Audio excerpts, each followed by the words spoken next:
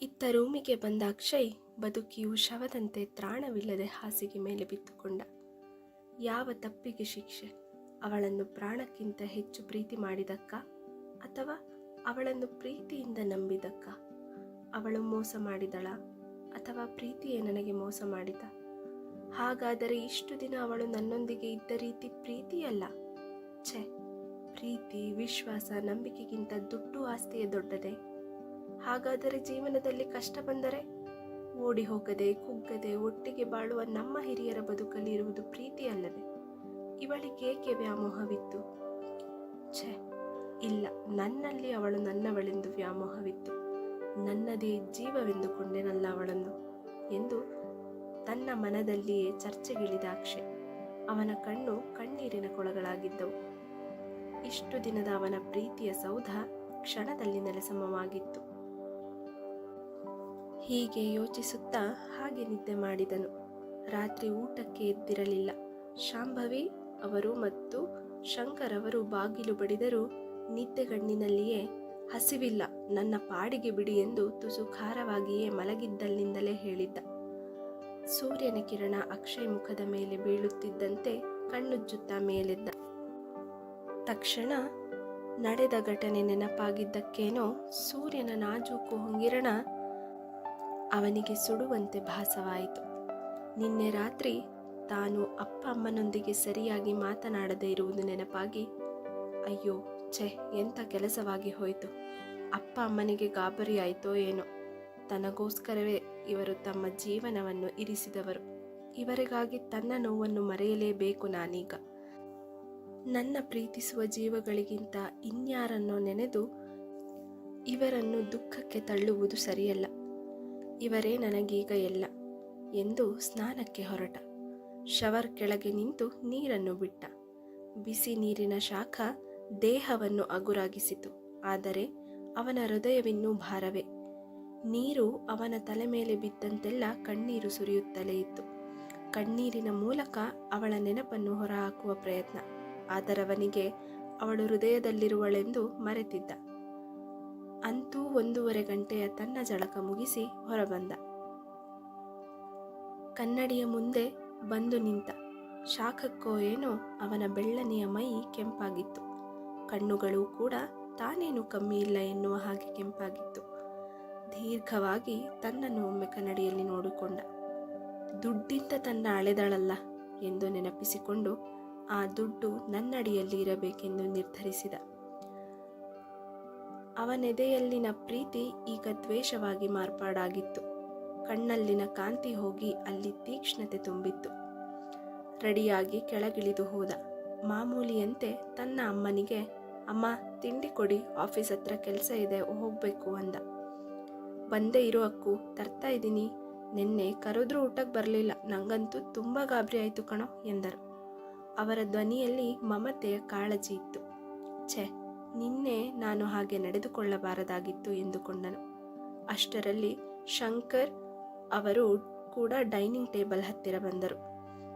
ಅಕ್ಷಯ್, ಸಾರಿ ಅಪ್ಪ, ಸಾರಿ ಅಮ್ಮ, ಏನೋ ಟೆನ್ಷನ್ ಇತ್ತು, ಅದಕ್ಕೆ ಹಾಗೆ ನಡೆದುಕೊಂಡೆ ಎಂದನು ಇಬ್ಬರ ಬಳಿಯಲ್ಲೂ. ಪರವಾಗಿಲ್ಲ ಕಣೋ ಎಂದರು ಶಾಂಭವಿ. ಆದರೆ ಶಂಕರ್ ಏನೂ ಉತ್ತರಿಸಲಿಲ್ಲ. ಶಾಂಭವಿ ಅವರು ಒಳ ಹೋದ ನಂತರ, ಅಕ್ಕು ನಿನ್ನ ಜೊತೆ ಮಾತಾಡಬೇಕು, ನನ್ನ ರೂಮಿಗೆ ಬಾ ಎಂದು ಕರೆದು ಹೋದರು. ತಿಂಡಿ ಮುಗಿಸಿ ಅಪ್ಪನ ರೂಮಿಗೆ ಹೋದ ಅಕ್ಷಯ್. ಅಕ್ಕು ಡೋರ್ ಲಾಕ್ ಮಾಡು ಎಂದರು. ಹಾಗೆ ಮಾಡಿದ ಕೂಡ. ರೇಖಾಗೆ ಫೋನ್ ಮಾಡಿದ್ದೆ, ನಿನ್ನೆ ನಡೆದದ್ದು ಗೊತ್ತಾಯಿತು ಎಂದರು ಶಂಕರ್ ಗಂಭೀರವಾಗಿ. ಅಯ್ಯೋ, ಅಪ್ಪನಿಗೆ ಗೊತ್ತಾಯ್ತಾ? ಅಪ್ಪ ನನ್ನ ತಪ್ಪು ತಿಳ್ಕೊಬಿಟ್ರೆ, ನನ್ನನ್ನು ತಿರಸ್ಕರಿಸಿದ್ರೆ? ದೇವ್ರೆ, ನಾನೇನು ಮಾಡಲಿ? ಅವಳ ವಿಷಯಕ್ಕೆ ಅಪ್ಪ ಅಮ್ಮನನ್ನು ಪ್ಲೀಸ್ ದೂರ ಮಾಡಬೇಡ, ಅದನ್ನು ನಾನು ಖಂಡಿತ ಸಹಿಸಲಾರೆ ಎಂದುಕೊಂಡು ಕಣ್ಣು ತುಂಬಿಕೊಂಡು ತಕ್ಷಣವೇ ಹೋಗಿ ಅಪ್ಪನನ್ನು ತಪ್ಪಿ ಹತ್ತು ಬಿಟ್ಟ. ಸಾರಿ ಅಪ್ಪ, ನಿಮಗೆ ವಿಷಯ ಹೇಳಬೇಕು ಅಂತಾನೆ ಅವಳಲ್ಲಿ ಮಾತನಾಡಲು ಹೋಗಿದ್ದು ನಾನು. ಆದರೆ ಅವಳು ನನ್ನ ಪ್ರೀತಿನ ತಿರಸ್ಕರಿಸಿ ಅವಮಾನ ಮಾಡಿದ್ಲು. ಮತ್ತೆ ಈ ವಿಷಯ ನಿಮಗೆ ಗೊತ್ತಾದರೆ ನೀವೆಲ್ಲಿ ನೊಂದ್ಕೊಳ್ತಿರೋ ಅಂತ ಹೇಳಿಲ್ಲಪ್ಪ. ನಿಮ್ಮಿಂದ ಬೇಕೆಂದು ಮುಚ್ಚಿಡಲಿಲ್ಲಪ್ಪ, ಪ್ಲೀಸ್ ಕ್ಷಮಿಸಿ ಎಂದು ಕಣ್ಣೀರಾದನು ಅಕ್ಷಯ್. ಛೆಛೆ, ಇಲ್ವೋ ಅಕ್ಕು, ನೀನು ನನ್ನ ಕಂದ ಕಣೋ, ನಿನ್ನ ಆಸೆಗೆ ನಾವು ಬೆಲೆ ಕೊಡ್ತೀವಪ್ಪ. ನಿನ್ನೆ ನನಗನುಮಾನ ಬಂತು, ನೀನಾಗೆ ಹೇಳ್ತೀಯೇನೋ ಅಂತ ಕಾದೆ. ಆದರೆ ನೀನು ರೂಮ್ಗೆ ಹೋದೋನು ಆಚೆ ಬರೆದಿದ್ದಾಗ ನನ್ನ ಅನುಮಾನ ಜಾಸ್ತಿ ಆಯಿತು. ಹಾಗೆ ರೇಖಾ ನಿನ್ನ ಮನೆಗೆ ಬಿಟ್ಟು ಹೋಗೋದನ್ನು ನೋಡಿದ್ದೆ. ನಾನು ಅವಳಿಗೆ ಕಾಲ್ ಮಾಡಿದೆ. ಅವಳು ಮೊದಲು ಏನೂ ಹೇಳಲಿಲ್ಲ, ನಂತರ ಎಲ್ಲವನ್ನೂ ಹೇಳಿದ್ಲು. ಅಲ್ವೋ ಅಕ್ಕು, ನಾವು ಅಪ್ಪ ಅಮ್ಮ ಮಕ್ಕಳ ಆಸೆಗೆಂದೂ ಅಡ್ಡ ಬರಲ್ಲ, ಆದರೆ ಎಲ್ಲವನ್ನು ಒಪ್ಪಿಕೊಳ್ಳೋಕೆ ಭಯಪಡ್ತೀವಿ. ಮುಂದೆ ನಮ್ಗಳ ಮಕ್ಕಳಿಗೆ ಎಲ್ಲಿ ತೊಂದರೆ ಆಗುತ್ತದೋ ಅಂತ. ನೋಡು ಕಂದ, ಆಗಿದ್ದೆಲ್ಲ ಆಗೋಯ್ತು. ಇನ್ನು ನಿರ್ಧಾರ ನಿನಗೆ ಬಿಟ್ಟದ್ದು. ನಿನ್ನ ಬೆಲೆ ಅವಳಿಗೆ ತಿಳಿದಿರಲಿಲ್ಲ, ಆದರೆ ನೀನು ಯಾವುದಕ್ಕೂ ತಲೆ ಕೆಡಿಸ್ಕೊಳ್ಬೇಡ ಕಂದ. ಜೀವನ ದೊಡ್ಡದಿದೆ, ಸಾಧಿಸು ಎಂದು ಅವನ ಬೆನ್ನು ದಡವುತ್ತಾ ಸಮಾಧಾನ ಮಾಡಿದರು ಶಂಕರ್. ಇದನ್ನು ಕೇಳಿ ಬೈಯುವರೆಂದು ತಿಳಿದಿದ್ದ ಅಕ್ಷಯ್ಗೆ ಆಶ್ಚರ್ಯವಾಗಿತ್ತು. ಅವನ ಮನದಲ್ಲೀಗ ಎಷ್ಟೋ ಸುಧಾರಿಸಿದಂಥ ಭಾವ ಮೂಡಿತು. ಸರಿನಪ್ಪ, ನನ್ನನ್ನು ನೀವು ಅರ್ಥ ಮಾಡಿಕೊಂಡಿದ್ದಕ್ಕೆ ನಾನು ಇನ್ನೇನಿದ್ರೂ ನನ್ನ ಗುರಿ ಕಡೆನೇ ಗಮನ ಕೊಡ್ತೀನಿ ಎಂದನು. ಆಯ್ತಪ್ಪ, ಅದಕ್ಕೆ ಈ ನಿನ್ನ ಅಪ್ಪನ ಆಶೀರ್ವಾದ ಸದಾ ಇರುತ್ತೆ ಕಂದ. ಹಾಗೆ ನಿನಗೆ ಸ್ನೇಹಿತನಾಗಿ ನಿನ್ನಪ್ಪ ಎಂದಿಗೂ ಇರುತ್ತಾನೆ, ನೆನಪಿಡು ಎಂದು ಅವನ ಭುಜ ತಟ್ಟಿದರು. ಅಕ್ಷಯ್ ಈಗ ಕೊಂಚ ನಿರಾಳನಾದ. ಹೊರಗೆ ಬರಲು ಡೋರ್ ಲಾಕ್ ತೆರೆದ. ಅಲ್ಲಿ ಶಾಂಭವಿಯವರು ಇದ್ದರು. ಈಗ ಅಕ್ಷಯ್ನಿಗೆ ನಿಜಕ್ಕೂ ಆತಂಕವಾಯಿತು.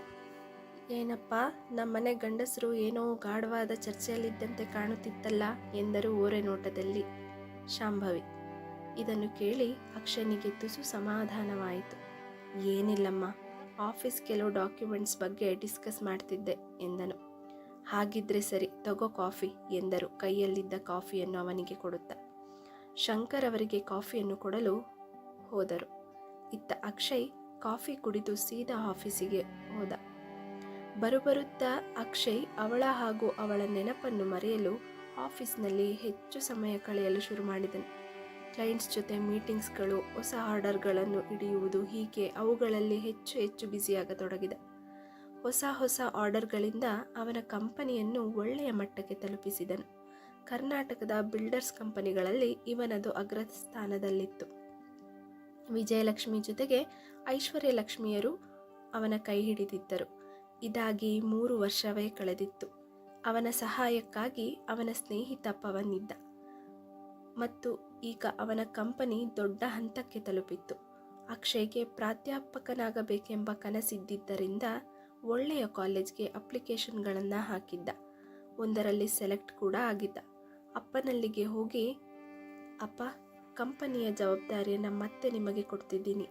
ನನ್ನ ಕನಸನ್ನು ನನಸಾಗಿಸಿಕೊಳ್ಳಲು ದಯವಿಟ್ಟು ಅವಕಾಶ ಮಾಡಿಕೊಡಿ ಎಂದು.